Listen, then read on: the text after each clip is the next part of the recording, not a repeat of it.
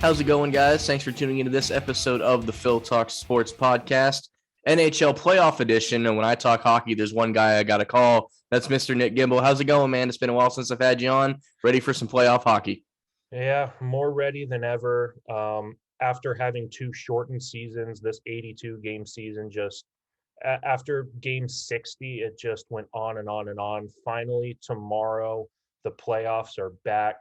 1 year ago, I had some of the worst takes I've ever had in public, and we're gonna hope to eradicate some of that. See, I wasn't going to bring that up. I was going to let that just slide right by, but you're being transparent about it. So I will be transparent about the fact that I've always called myself a very casual hockey fan, but even from my standards, haven't watched a lot this year. So that's why I'm going to lean on you heavily. Before we get into the matchups in the games, and there'll be plenty of that, I was curious from a viewer standpoint, someone that watches it way more than me. This was the first year of, instead of just strictly being on NBC, the games were kind of split. Depending on who you followed, you probably got them more on one channel than the other. But TNT covering the NHL and ESPN Plus. And from my perspective, what that really meant was I had to watch AEW wrestling on a different channel because that got moved to TBS when the NHL deal got struck. But as someone who's going to watch, several games a week, how did you feel the new television channels worked as opposed to? Do you miss the NBC broadcast? Do you think they're onto something with this TNT ESPN deal? How did you feel about the whole thing now that we're a full season into it? So there's actually kind of something similar, very similar between the NBC and the TNT broadcast. And that's the fact that TNT never had anything hockey before, and they just brought in almost all of the NBC personnel. Kenny Albert and Eddie Olczyk are still A1 and A2 on the main broadcast, but now they're under the TNT bubble. And the biggest thing about TNT is their pregame, postgame, and intermission panel. Paul Bissonnette, just a big character, the host of the Spit and Chicklets podcast. Wayne Gretzky, he's had his personality just flourish on TNT. Anson Carter, all of them on the TNT panel, they bring comedy. They're not just analytics, nuts and bolts and everything. The TNT intermissions and pre and post game, though, that's pure comedy sometimes, and it makes for great viewership where it's not just, all right, it's intermission, I'm going to go grab something to eat or go to the bathroom. It's, I want to watch them. I want to watch the intermission and hear what they have to say, and they're knowledgeable about the game. For ESPN, I'm actually a little disappointed that more games weren't actually on ESPN itself. Yeah, it's all on Plus. Hockey night on Tuesday. And Tuesday was the main night for ESPN, but 9 times out of 10, it wasn't on ESPN. It was on ESPN Plus. Right. And they did away with the NHL package, where you were able to watch the out-of-market games on the NHL app. It would redirect you to ESPN Plus. So it really wasn't anything super special to have main games on ESPN because it would have to go through the same streaming service of ESPN Plus anyways, just with a different graphics package and a non-biased broadcast. So right. ESPN, I think, may have gotten it in front of more people's eyes than NBC normally did, but not having NHL hockey on cable ESPN as much as I thought it would be was a little disappointing. I think the average hockey fan, and even like the MLS kind of has a similar deal, I would say. And if you told somebody like, hey, you can pay your $5.99 a month and you will get every game, any game you want is going to be on there, I think most people would go for that, but it's like just shy of every game. And oftentimes, like you said, with the out of market stuff, it's like if you're a Lightning fan living where we live, like that'll be the one game you can't watch on there. And, I do think we'll eventually get to the point that you could pay X amount for your one team in any sport. Like you pay $100 for their season or something like that, and you can watch it on like your app or something. I do think that's somewhere we'll eventually go. But I agree with ESPN Plus, whether it be hockey or MLS or even UFC, it seems very like cookie cutter broadcast. Like they figured out what works for them and they just throw it up on that app because it is a paid subscription. But with the TNT thing, I felt like they hit something with their NBA show with like Shaq and Charles Barkley, and they wanted like the hockey version of that. Because I agree, there's a lot more comedy than it was, like, say, when it was on NBC. That was very, like, cut and dry for the hardcore fans. And I like the comedy. I think it's welcomed, and it makes it a little bit more, as a casual viewer, it helps you understand stuff, not getting thrown into, like, the really technicalness of it if you don't know that sort of thing. Well, and every broadcast and every league, no matter what, has to start catering to the future viewers. Yeah. Not the 50, 60, 70-year-olds that you've had watching for the past 30, 40 years.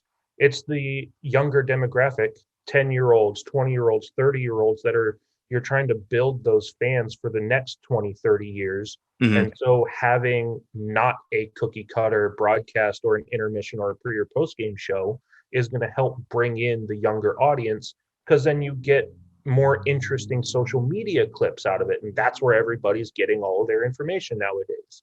So if you have a cookie cutter broadcast, you're not going to have anything clip worthy to go on social media. Whereas TNT, you had at least one clip go out every Thursday morning after the Wednesday night broadcast. It was brilliant.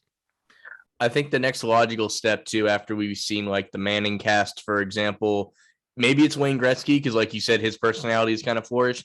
You get like a Gretzky cast of like the Wednesday night game or something. I think that's a natural next step. I don't know if that'll take a year or two for them to realize that that's something that people would want, but I could see that being like the future for that as well. And there's always different characters throughout the league that are retiring nowadays, like Ryan Getzlaf, the captain of the Anaheim Ducks. He just announced his retirement, and he's just finished up his career. He is someone that I can see getting in front of the camera. We'll see how that goes. But someone like Paul Bissonnette, he's very knowledgeable about the game. He played for a while, won an American League Hockey Championship. He was a good player, but he was also not a star player like a Wayne Gretzky or a Mario Lemieux or a Sidney Crosby or someone like that. He was a third and fourth line grinder. He was a fighter. So he has a completely different perspective than most of the people you see coming in front of the camera. Most broadcast companies want the main star-studded player that everybody knows was the best player on the ice at the time, whereas someone like a Paul Bissonnette, who was kind of more behind the scenes, more of a locker room guy, and really brings his locker room personality on set and brings everybody else's personality out at the same time. It is funny with any sport too. Like, you obviously want to hear star players talking about their experiences and everything, but there's something to be said about that. Like you said, like the third or fourth line grinder, or like, you know, compared to other sports, a bench player, a special teams player that was just there for all these moments and have that different perspective. And like, Pat McAfee's a great example. Granted, he's an all-pro punter, but he's on the sideline a lot and just witnessing all this go down. And the key word there, all-pro punter. Yes, so he had a lot of downtime, and just his recollection of things, of being like, him telling the story about what Peyton Manning did is more entertaining than if Peyton Manning would have done it himself. So right. Sometimes, and I also have the theory of like, these non-star players end up being the best coaches because they had to be coachable to even get the success that they did. So that's kind of a different story. But yeah, sometimes these, like, obviously you want the star players for the namesake of like, I remember watching that guy play. Now that he's on my TV, I'm going to stay on this channel for a minute. But I do think it's the non-star players that you're going to get more out of them once their personality kind of flourishes on a broadcast. Right. Yeah. So would you say, in comparison, to put a little on this part of it, if you had the choice, do you prefer the NBC the way it's been for a long time, or do you like where this new direction is going? So I love the new direction. So my main thing is I love John Buccigross. I love what ESPN is trying to do with the updated graphics and different broadcasts. Like Washuzhin. You think Washuzhin, you think football, you think college football. Right. But hearing him call a Cale Makar overtime highlight reel goal against Marc-Andre Fleury and the Chicago Blackhawks was just thrilling. So you have the name brand broadcasters on ESPN. That's thrilling. And then you have the new age of TNT. I think the combination of, at some point, they've got to find a marriage and combine it. And you've got one hell of a broadcast. Yeah, I mean, from what I've seen, like I said, I really like TNT, the personality that's kind of been pumped into it. You can basically see it's like this works with the NBA. Let's see if it works with the NHL. And so far, so good on that. So like we'll continue to see more. And I'm sure they have some like tricks up their sleeve for the playoffs. There's probably some things that they saved for when the most people are going to watch it. So we'll jump into that here, and I'm going to pull this graphic up for reference real quick. Here is our playoff bracket. And from the very beginning, we're both in Florida, so we have two Florida teams in the playoffs. That doesn't happen very often, but we're here now. I don't know if you want to start with the Panthers and their great run to their President's Trophy, or would you want to start there, because that's a pretty surprising run I feel they went on this year. Yeah, let's go ahead and start with the Panthers. It's only fitting, as you said, the President's Trophy winners as the team in the NHL who finished the regular season with the most number of points, not necessarily the most number of wins, because the NHL has that loser point. If you get into overtime, sure, you get a point, and then you get the extra second point for a win in any fashion. So the team with the most points at the end of the regular season wins the President's Trophy and has the right to have the home ice advantage throughout the entirety of playoffs as long as they make it. Last year it was the Colorado Avalanche. The President's Trophy curse held true. They did not win the Stanley Cup last year. The Florida Panthers now have their opportunity to try and prove that curse wrong this year. And as the number one team in the NHL and the number one team in the East, they have the privilege of going up against the person that I believe is going to break Wayne Gretzky's goal scoring record, Alex Ovechkin and the Washington Capitals. Ovechkin injured his shoulder a week ago. I don't know if he's going to be good for game one. I think he's coming in around game 3 or 4 if healthy. So that's a big deficit right there for the Capitals. They don't have a Braden Holtby anymore. They still have Nicholas Backstrom, TJ Oshie, and all that. But Florida adding Claude Giroux at the trade deadline, Jonathan Huberdeau, their captain, is just on a roll. Sergei Bobrovsky and Spencer Knight, the tandem in net. I don't see this going past game 5 or 6. Florida's going to have this locked in. Yeah, I mean, it always sucks if you're Washington. It's one thing to have to go against the number one seed, but then to not have your star player and not be at full strength to do it. Like you said, they could make quick work of it. It's very similar to the Joel Embiid situation going into the Miami Heat series here in the NBA. So do you think, like you said, there's always been the stigma and the curse? I don't know if it's been that way forever, but the President's Trophy curse of not really having as much success in the playoffs. Is this a team that could potentially break said curse? I believe so. Spoiler, I have Florida making it out of the Eastern Conference. Okay. I have Florida being the team that makes it to the Stanley Cup final out of the Eastern Conference. I think they have a strong shot to do it. And it's all about how you finish the regular season. Florida won 13 of their last 15 games.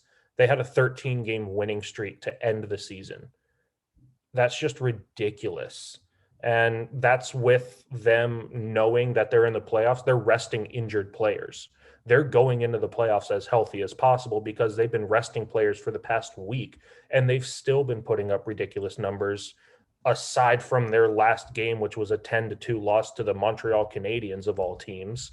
But that's in the rearview mirror. They're looking ahead to the Washington Capitals. They're going to be at full strength. They're a scary, scary team to play against. And it's awesome to see how hockey in the state of Florida has just completely taken off. You've got the Tampa Bay Lightning, the back-to-back champs. Jonathan Huberdeau tied for second in points with Johnny Gaudreau in the entire NHL, only behind Connor McDavid, who has 123 points. It's looking real good for the Florida Panthers, and I have them going all the way to the Stanley Cup final. I do have my Flyers Giroux shirt on right now because the Flyers are nowhere near the playoffs, but, at least I can live vicariously through them. You mentioned them already, back-to-back champs for the Lightning, facing Toronto in the first round. You already capped it off by saying that you have Florida coming out of the East, but if that's not the case, what are the chances of the Lightning being anywhere near a three-peat? Because obviously they're a little bit lower seed. They're not firing on all cylinders like the past 2 years. The salary cap thing isn't an issue as much this year for them. what a train wreck that was of a story. Which to this day, like I don't get how, and I think it's people just not wanting that particular club to succeed. But what do you think is the chances of them coming out of the East if it's not the other Florida team? Which it looks like we're going to get them in the second round, and that'll be interesting for where we live.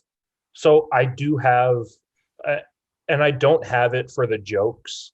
I have Tampa coming away with the win to have the Battle of Florida in the second round against the Toronto Maple Leafs. Mm-hmm. The Maple Leafs, I said it last time I was on, they have not made it out of the first round since 2004. I don't know what it is about them, but they had a 3-1 series lead against Montreal last year and blew it. They're known for blowing 3-4 goal leads and losing the game. I do think there is a very strong chance that this could be a wrong prediction for me.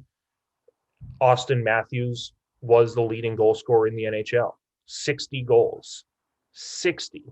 That in itself is ridiculous. Mitch Marner, he is scoring at a ridiculous pace. John Tavares is scoring at a ridiculous pace. If the Toronto Maple Leafs stay healthy, I see this going 6 or 7 games, and I would not be surprised in the slightest if Toronto pulled away and got the victory in this series and dethroned the back-to-back champs. But I cannot bet against Steven Stamkos breaking the all-time points record held by Martin St. Louis, and I cannot bet against Andrei Vasilevsky. I just can't. Yeah, I mean, I'm going to say that Tampa comes away with it, but 82 games in 2 seasons, or excuse me, it was a shortened season last year, so that kind of plays into it a little bit, and the COVID year with the bubble. So it's been very, very awkward in the sense of how many games they've played. It hasn't been full 82-game seasons. Right. But they have played more games than anybody else by simply making it all the way to the Stanley Cup final in back-to-back years. And we were talking about this before we recorded. The Montreal Canadiens were in the Stanley Cup final last year. The Tampa Bay Lightning had to beat the New York Islanders to get to the Stanley Cup final. And the Montreal Canadiens had to beat the Vegas Golden Knights to get to the Stanley Cup final. Montreal, Vegas, and the Islanders are all out of the playoffs this year. That means that at least every other team that's in the playoffs did not play in the semifinals or the finals last year, aside from Tampa Bay. Right. That is at a minimum 8 games extra rest of high physicality play in the playoffs. And I think that's going to catch up to them this year. So I don't have them making it out of the second round. I think the extra games are going to catch up to them. But I think being the back-to-back champs and still having that core of Stamkos, Palat, Kucherov, Vasilevsky, Killorn, all of them, I think having that depth of veteran leadership is going to take them past the Toronto Maple Leafs. Not necessarily the Leafs blowing the lead, but Tampa just knowing how to win those games is going to take them out of the first round. And then it's going to bless us with the Battle of Florida. But I do have the Panthers beating the Lightning in round 2. That'll be interesting because I don't know that we've had the Battle of Florida on a stage like that, or at least not for a while. And I get the whole, like, you could make a case for Toronto, but it's the old saying of, they're the champs, so they're not the champs anymore. So until you've seen somebody beat them on this stage, you got to kind of keep going with that run of them. And you kind of hinted at it earlier. What do you think it is about, like, for some reason, hockey in Florida has just been on this crazy run, and the Panthers have been nothing short of irrelevant for a large portion of my life. So for them to even be on this stage already is kind of crazy. Is it the no state tax for contracts? Is it they like the weather here when they're not playing? Like, it just seems a little bit easier to build, a great hockey franchise down here more recently. So it's really hard to say what the key factors are. And I'll say the same thing when we get to the Western Conference to talk about Calgary. They've rebuilt using players they already have. Mm-hmm. Jonathan Huberdeau, their captain, all of a sudden had a resurgent season. Their goaltender, Spencer Knight, the young kid that you would know from the U.S. Olympic team, or not the Olympic team, but the World Junior Championship team a couple years ago. Mhm. And Sergei Bobrovsky, he's getting paid like $10.5 million to play goal, and he was hot garbage last year. Everybody counted him out, and all of a sudden, here he is having one of the best seasons of his career. It's not necessarily what did they do differently this year. It's not like they decided, all right, let's not stink anymore. Right. It's just a matter of they put something together, and ownership and management saw that and went out and got Claude Giroux. And that kind of playmaker and depth centerman was the final piece. And I think it's going to take them a very, very long way in this playoffs. I and I know I've said before that the no state tax in Florida is a big deal. I've heard other financial tycoons on different podcasts talking about how you can play in Toronto, and if you put your money in the right places, it's still the same as the no state tax in Florida. True.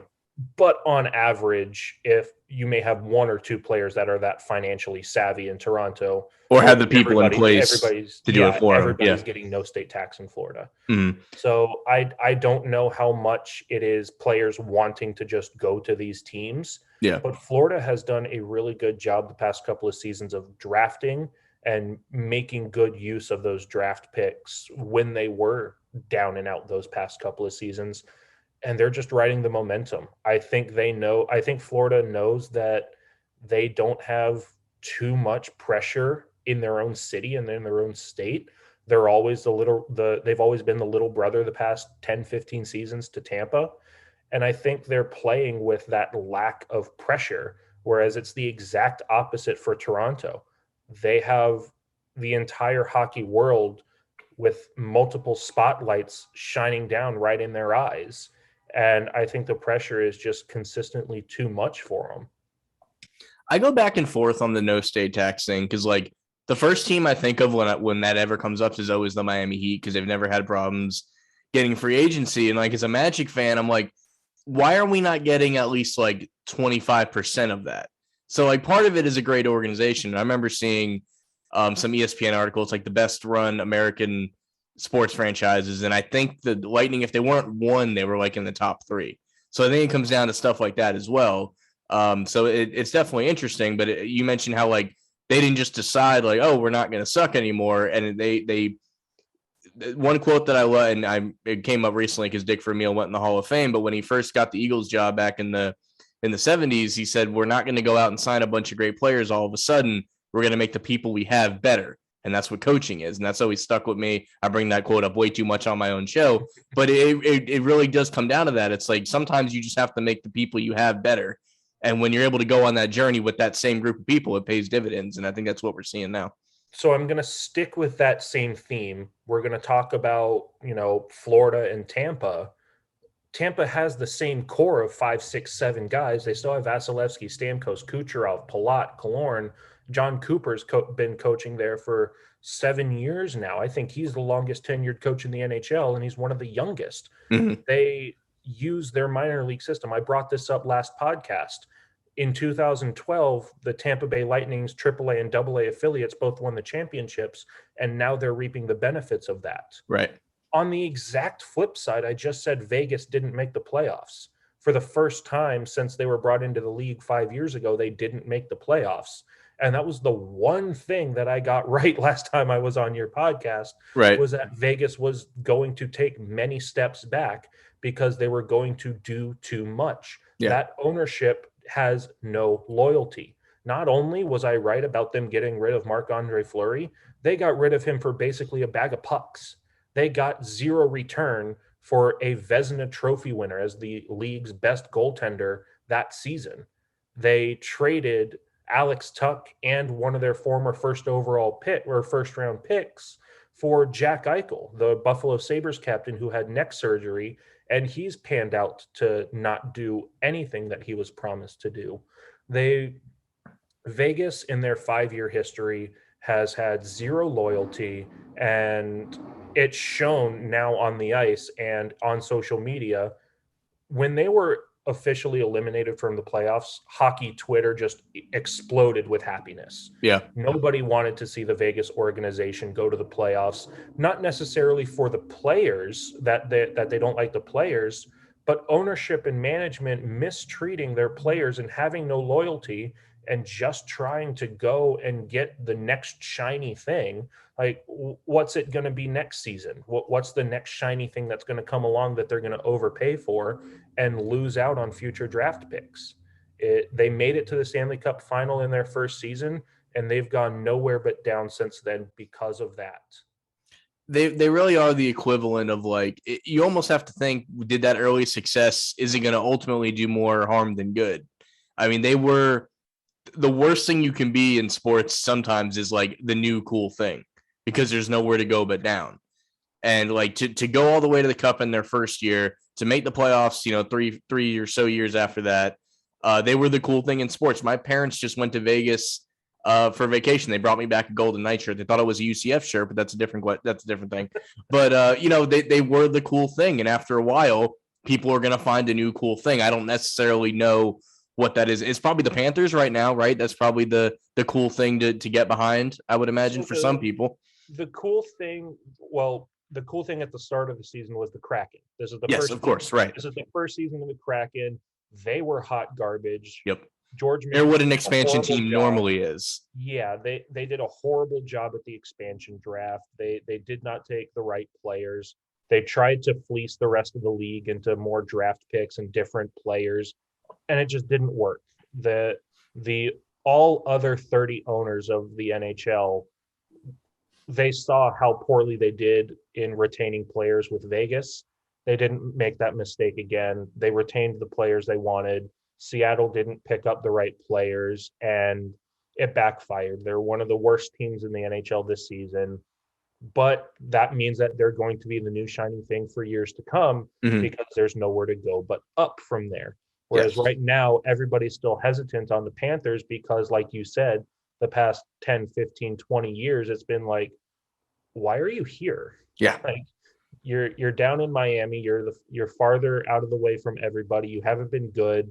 You still don't bring in a full house at BB&T Center, but it's changing. I hope that the Panthers are able to keep up this momentum, because if the Panthers are good, that means hockey in the Sun Belt is good.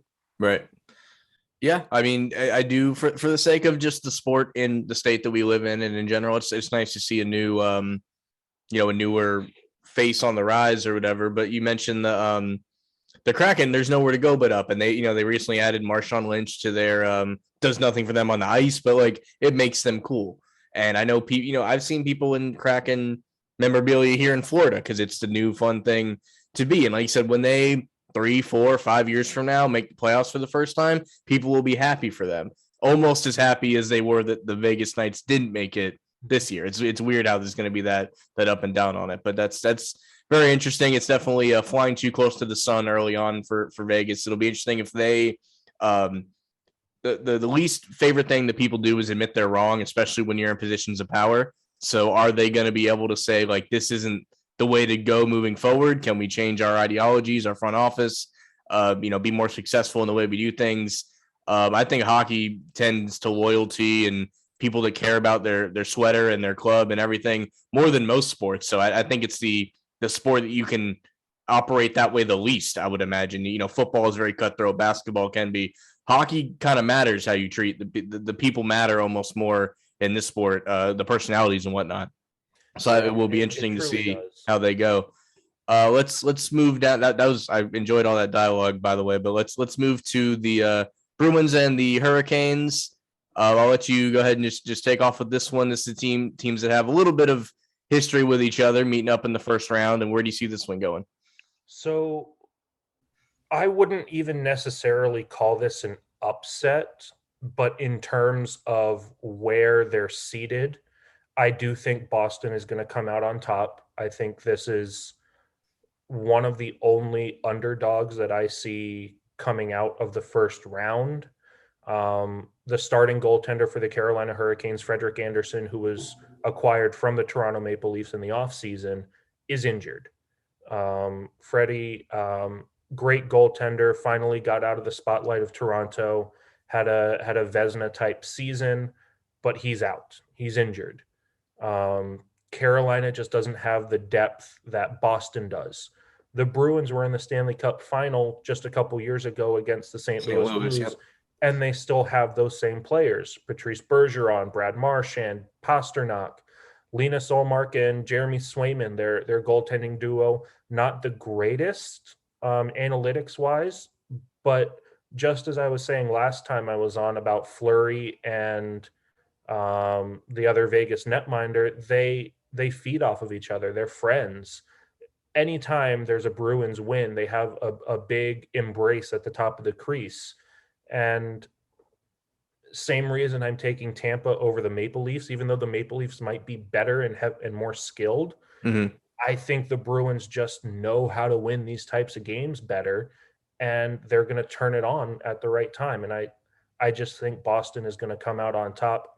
I, again, wouldn't be surprised if the Hurricanes come out on top in this series. The East is wide open.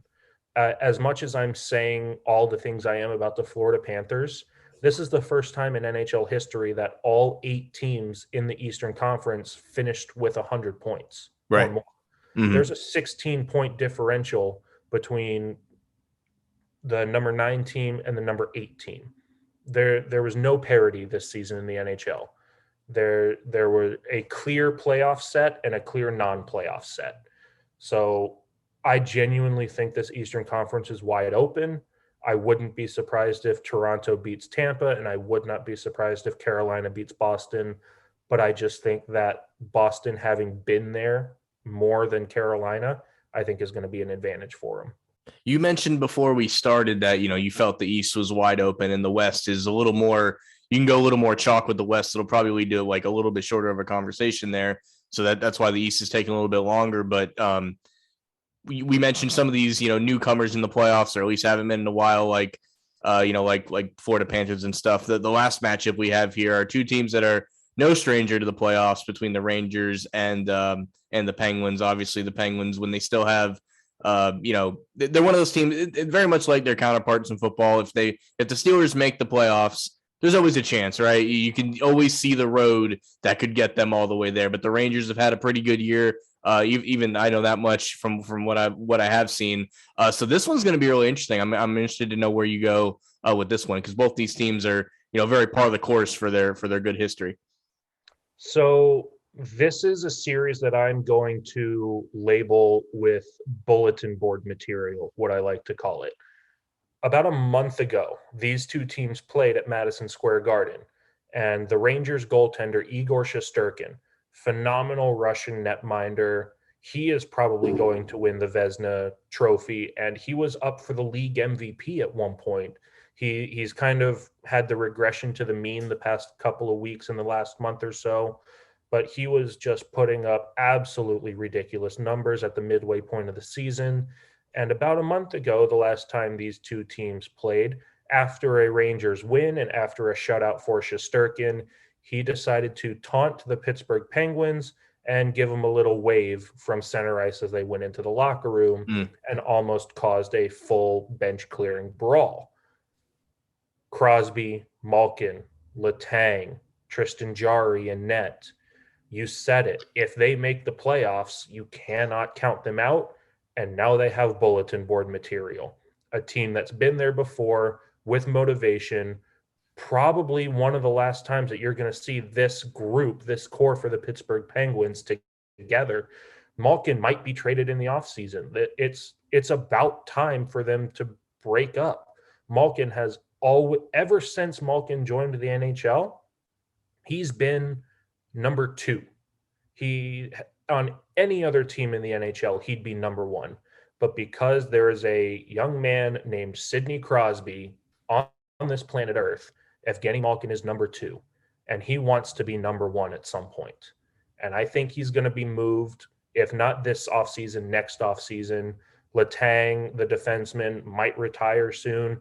They're getting up there in age, but not to the point where you can count them out. I have Pittsburgh winning this in 6 or 7. I think the bulletin board material is going to outweigh any kind of goaltending that Shesterkin can bring. So with my my walk of life and profession and stuff, and you probably think this way a little bit with your time behind a microphone, but I always think of like the broadcast perspective of this. And it wouldn't surprise me if it was like the best ratings wise for the first round because of, like you said, all the bulletin board material, the brands that are in there. Wouldn't shock me if like when all the first round is over, that it has the highest ratings because it definitely has the most bad blood of any of these series. Obviously, second round, if we get the Florida Cup going on second round, that's probably going to bring in a lot of ratings too. But this one could get ugly. Yeah. So again, kind of going back to how you said we could kind of put chalk picks in the West. Yeah. I truly think this is the only chalk matchup that could be. You don't really think of the Florida Panthers in the playoffs against the Washington Capitals. Right. You wouldn't really put the Toronto Maple Leafs against the Tampa Bay Lightning. That's just not a matchup that you genuinely think of. Right. And then the Hurricanes in recent years haven't been good enough to be in the playoffs. So having them against the Bruins is kind of a fresh matchup, which is nice. Mm-hmm. The Rangers and the Penguins is just an old-time hockey feast. Exactly. Right. You mentioned the Hurricanes not really being, in the playoffs a lot. And this is how, maybe it's me being petty, but like, I still think of them as like the guy that owns them killed the AAF back, because he bought into that league and pretty much squashed it. So I still like don't wish them success because of who their owner is, which has nothing to do with the players on the ice, but I almost always go against them when they are in a playoff situation like that. But it's just weird thing to think about. Speaking of spring football, before we get to the West, you watched any USFL? Have you caught any of that? You have any thoughts on that? I haven't been able to catch too much of the USFL. I think it's awesome that there's football more year round than there ever was, because there were you only get one or two or sometimes three if you catch it on NFL Network. Mm-hmm. Only really 2 or 3 nights of NFL football a week, and I think it's nice that we have more football in a time when you're not even really thinking about it, and it gives there really is no minor league NFL. This really is a nice way for maybe second or third string players to get their shot. I plan to do a deep dive once this season gets to like the halfway point, one, to make sure it gets there, because we've had leagues not get that far, and just kind of get enough stuff in there.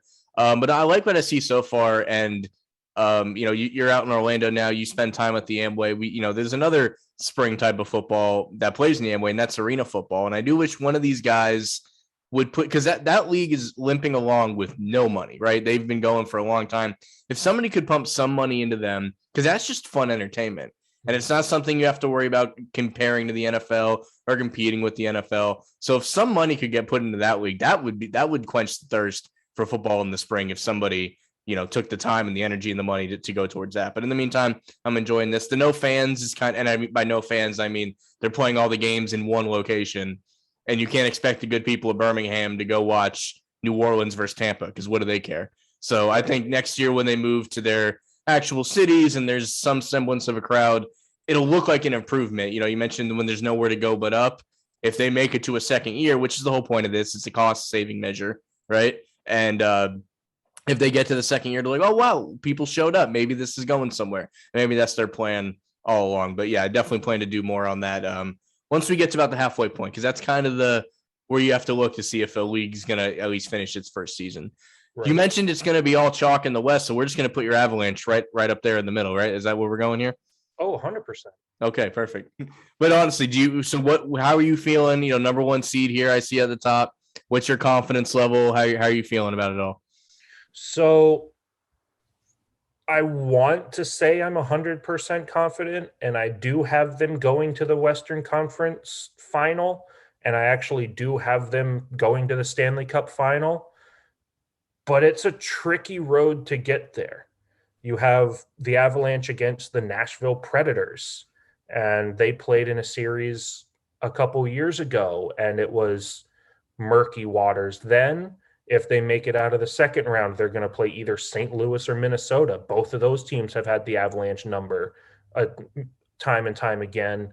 And then I'm foreseeing that the Calgary Flames are going to make it to the Western Conference final. They're no slouch. Yeah. So, and even if it's Dallas, I mean, they were in the finals last year, so they, right. They still have, I mean, and then it's a tricky road, but They finally got good goaltending in Darcy Kemper. They've added players like Curtis McDermott, who's just, in terms of like a former Boston Bruin bruiser, Milan Lucic. He's the big bad bruiser on the Avalanche, and it's been nice to have someone to take the punches and throw the punches instead of someone like a McKinnon or a Landeskog or a Rantanen. And Makar, the defenseman, has really hit his stride. He's one of the more entertaining players to watch. Landeskog is coming back from surgery. The Avalanche finished the season on very, very low notes, but again, they were resting players. If they can get their stride early on, will be good. And UC Saros, the goaltender for the Predators, he's injured, so they're starting a backup goaltender. But that's where you can get too complacent, too comfortable, and it becomes a thing where, you know, realistically, if you get too comfortable, that's really where you could lose that series. Yeah, I mean, even I know Nashville's a tough place to go and play. Like nobody looks forward to go into that place, especially in the playoffs. So that's definitely something I can see like that. You kind of mentioned, all this was with your head and you broke it down. Aside from your own team, obviously the Avalanche, who would you like to see hoist the cup just with your heart? If it's not your team, because that would be the obvious answer. If you could pick somebody else, who would you want it to be? I would want to see the Toronto Maple Leafs. I would. Yeah. I think that fan base, as treacherous as they are to their own team sometimes, as out to lunch they are sometimes, I do genuinely think that if we end up in a world where Austin Matthews and Mitch Marner don't end up with their name on the Stanley Cup as a member of the Toronto Maple Leafs, I think that's a disservice to hockey. Toronto is the center of the hockey universe. There are different fan bases, especially around Canada, that will argue otherwise. Toronto is where the Hall of Fame is. Mm-hmm. Toronto is where the Situation Room is. Toronto is an original six team. They have not won a Stanley Cup since 1967. They're due. Yeah. It's time. I would like to see them win it. And on a financial side, more people are going to watch the Toronto Maple Leafs against any other Western Conference team than they are going to watch the Washington Capitals against, say, the Dallas Stars. Yeah. That's not a big market matchup. That's not a big ratings matchup. A Toronto Maple Leafs versus Colorado Avalanche or Edmonton Oilers final. Imagine Austin Matthews against Connor McDavid in the finals. That's going to bring in so much TV revenue for the NHL that the salary cap is going to get raised and the league is just going to be better from it. I would like to see the Toronto Maple Leafs get a Stanley Cup with the core that they have now. I mean, you mentioned, there's matchups that people would want to see. You can take it back to last year, COVID still being a factor. Dallas versus Tampa, unless you were in those markets, didn't do a lot for a lot of other people. The ratings were shockingly decent, but it definitely didn't have the interest that, like you said, Toronto and Edmonton or even LA or just a bigger branded team down there. So yeah, I definitely see that. I don't think we ever thought we would get a NBA championship in Toronto before we got another Stanley Cup, but that is the world we live in. So yeah, I mean, if they go all the way to the final and your Avalanche take them out, I think you're still okay with that part of it, though. Oh yeah, I'll be fine with it. Yeah, I think you'll find a way to make that work. This has been a lot of fun, man. I definitely want to have you back when we have the Stanley Cup finals set. But before we get out of here, any more thoughts you want to share while I have you on? First things first, I know we didn't really get to go too much into it, but the fact that the Minnesota Wild are playing the St. Louis Blues in that Western Conference first round, just horrible for hockey. I really want them to go back to 1 through 8. I'm tired of this wild card matchup. Yeah. There's 5 Central Division teams and 3 Pacific Division teams in the West. I think Minnesota and St. Louis, 2 of the best teams in the NHL. They've got such a good rivalry. That's a second or third round matchup in the making. I do think that Toronto is going to lay another egg. And this is going to be the first time in a while that ESPN has all of the games on Monday and Tuesday night in whatever game you want to watch. Game one of that series is going to be Monday night or Tuesday night on ESPN, ESPN2, or ESPN Plus. So if you really, really want to get an idea on how ESPN is going to start covering hockey, this is it. They're going to have 8 different broadcasters, because you can't have one broadcaster going back and forth to Tampa on one night and to Los Angeles on another night. Of course, yeah. They're going to have many different broadcasters. They're going to have many different broadcast teams, and it's going to be interesting to see how they balance all of that. I think ESPN is going to try to pull out all the stops. I think they're going to have a pretty good showing television wise, and buckle in. We've got about a month and a half of some of the most exciting playoffs in pro sports. Absolutely. And like you said, I think ESPN is out to show. Like, I think a lot of people weren't happy with the ESPN. The TNT was very wait and see because nobody knew what to expect. But a lot of people weren't happy with ESPN. They didn't think they were going to be happy with the product they're going to get. So we're really going to see what they can do with it. And hopefully they silence some critics. And when ESPN really wants to put on a good product, they do. It's just a matter of when they want to or not. And, they spent plenty of money to get these rights for the playoffs. And like you said, it's one of the best playoffs in American sports, or sports in general. So I think it's going to be a lot of fun. And I look forward to having you back for the Stanley Cup preview. And by then I'll have a lot more of my own opinions to actually put into this, because I will definitely be watching this, because playoff hockey is absolutely not miss. Nick, you're the man. I appreciate you coming on, and we'll have you back when Stanley Cup is set. Thanks, Phil. Thank you guys for listening, and we'll see you next time.